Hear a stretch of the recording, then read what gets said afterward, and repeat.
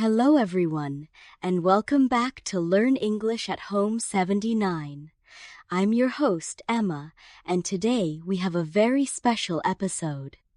We're exploring a fun story all about the amazing city of Chicago. Have you ever heard of Chicago before, or do you know any famous cities in your own country?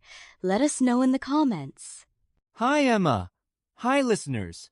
I'm Alex, and I'm so excited to help you learn new words today. Chicago is a city with a lot of interesting facts, and we'll talk about some easy ways to remember English vocabulary as we go. Ready to get started? Let's jump into our story. Chicago is known as the Windy City. Some people think this is because of the breeze that blows almost constantly. Now, let's explain that word breeze. Sure. A breeze is a light wind. It's not strong, just a gentle wind that feels nice.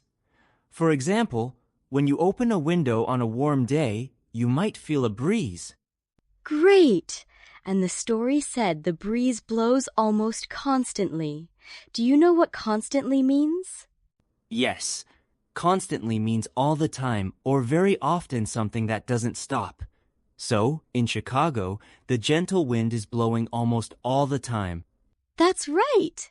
And Chicago is on the shore of Lake Michigan. Now, shore is another word you might hear often. Shore means the land right next to a lake, sea, or ocean. If you go to the beach, you are standing on the shore. Chicago shore is next to a big lake called Lake Michigan. The story also says the city has a wind tunnel effect because of tall buildings. Do you know what a tunnel is? A tunnel is a long, hollow space like a tube that goes through the ground, or sometimes between buildings. When the wind moves between tall buildings, it feels like it's going through a tunnel. Exactly.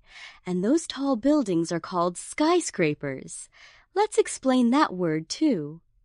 A skyscraper is a very tall building, usually in a city.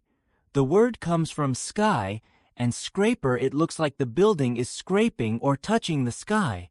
That's a fun image. And Chicago is famous for its skyscrapers, right? Yes. In fact, the first skyscraper in the United States was built in Chicago in 1884, and it was 10 stories high. Back then, that was very impressive.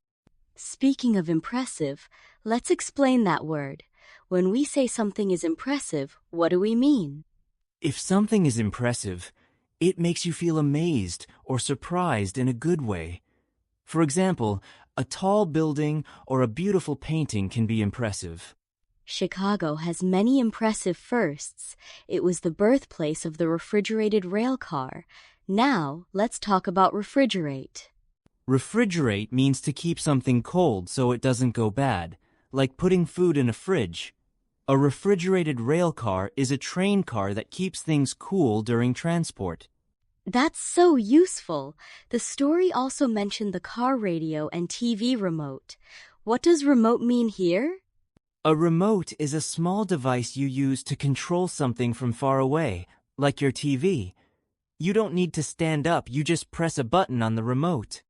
Chicago is also the home of mail-order catalogs. Let's explain catalog. A catalog is a book or magazine that shows a list of things you can buy. People look through a catalog and choose what they want to order. Another cool first was the planetarium. Do you know what a planetarium is? A planetarium is a building where you can go to learn about the stars and planets. Inside, there's a special screen on the ceiling that shows the night sky during the day. That sounds like a great place for families and students. It really is. And Chicago's planetarium was the very first one in the Western Hemisphere, which means in the half of the Earth that includes North and South America. Now you just said hemisphere. Let's explain that word for our listeners. Hemisphere means half of the Earth. The Earth is split into two halves, the Northern and Southern Hemispheres, or the Eastern and Western Hemispheres. Chicago is also the city with the first blood bank and drive-in bank, and it's home to the Lincoln Park Zoo, the oldest public zoo in the U.S. So many firsts! Maybe we should call Chicago the city of firsts instead of just the Windy City. Good idea, Alex. That nickname would fit perfectly. The story says Chicago is the third most populous city in the U.S. after New York and Los Angeles. Let's explain populous. Populous means a place where a lot of people live. So, Chicago is one of the cities with the most people in America. Chicago has more than 100 neighborhoods. What is a neighborhood? A neighborhood is a small area in a city or town where people live. It's like a little community inside the bigger city. And even President Barack Obama lived in Chicago. That's right. It's a city with many famous people and places. Almost 40 million people visit Chicago each year. Many go to see the Willis Tower, which used to be called the Sears Tower. It's the tallest building in the Western Hemisphere. And did you know, Emma, it takes only a minute to get to the 103rd floor skydeck? That's because the elevators are some of the fastest in the world. From the skydeck, you can see 4 states: Indiana, Illinois, Michigan, and Wisconsin. That must be an amazing view. Absolutely. Imagine standing so high that you can see into other states. It makes me want to visit Chicago myself. And it shows how architecture can help people experience something new. Let's take a moment to think about Chicago's story. What can we learn from all these inventions and firsts? Good question, Emma. Chicago shows us that being open to new ideas and working together can lead to amazing things. Imagine if your city became famous for something new. What would it be? That's a fun idea to think about. Maybe our listeners can share what their city is known for. It can help us appreciate where we live. And it's a reminder to always be curious and try new things, just like Chicago did. Absolutely, Alex. Every city and every person has something special to share. Now, let's review the new words we learned today. First, breeze a gentle wind. For example, I felt a cool breeze at the park. Next, catalog a book with things to buy. She looked at the toy catalog to choose a gift.